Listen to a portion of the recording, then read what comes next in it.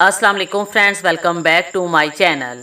इस वीडियो में मैं आप लोगों से औलाद के हसूल के लिए मुहर्रम के महीने का एक इंतहाई ताकतवर और आज़मूदा वजीफ़ा शेयर करूंगी।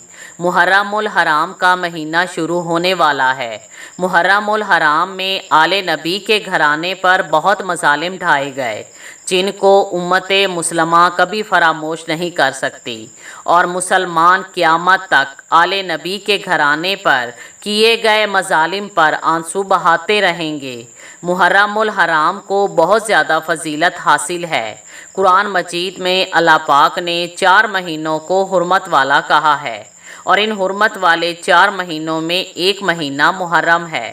इस महीने में की गई इबादत का अजर सवाब आम महीने में की गई इबादत के अजर सवाब से ज़्यादा है। इसलिए मुहर्रम में ज़्यादा से ज़्यादा इबादत किया करें और ज़्यादा से ज़्यादा दुआ मांगा करें।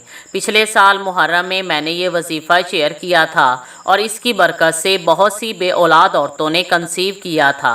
आप ये वीडियो भी देख सकते हैं। मुहर्रमुल हराम में आप उन दुआओं के मांगने का एहतमाम भी करें जो आपको नामुमकिन लगती हों और कभी पूरी ना हुई हों, क्योंकि मुहर्रमुल हराम दुआओं की कबूलियत का महीना है। इस महीने में जो कोई भी सच्चे दिल के साथ दुआ मांगे, अल्लाह पाक कबूल फरमाता है। इसलिए बे औलाद लोग मुहर्रमुल हराम में औलाद के लिए ज़्यादा से ज़्यादा दुआ मांगें। मुहर्रमुल हराम का चाँद नज़र आने के बाद जो बे औलाद हो, मियाँ या बीवी, सूरतुल फातिर की आयत नंबर 41 इन्नल्लाह से लेकर हलीमन गफूरा तक 7 बार पढ़े और उसके बाद एक बार सूरह रहमान पढ़े। सूरह रहमान पढ़ने से पहले और बाद में 11 बार दुरूद शरीफ पढ़े और अल्लाह पाक से औलाद के हसूल के लिए दुआ मांगे।